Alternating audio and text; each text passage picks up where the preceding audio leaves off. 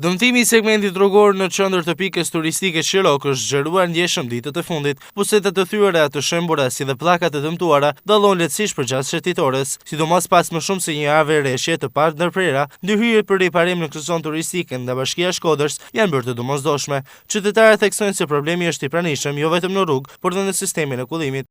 Më tepër është ajo pjesa ku kalojnë makinat, ajo është amortizuar shumë, domethënë duket si ata gurt nuk funksionojnë.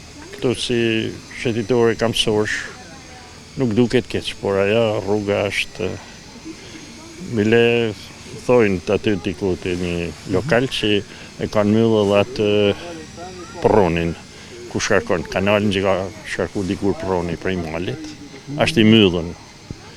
Se sipas atij zoti llogaret kam sugjeru, por ato firma se ka marrë parasysh edhe kështu që krijon probleme këtu në qendër Shirokës.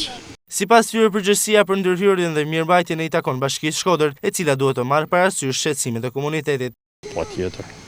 Kjo është pjesë e bashkisë. Bashkia është përgjegjëse direkte dhe mundet që I merr edhe parasysh edhe ankesat e sugjerimet e qytetarëve.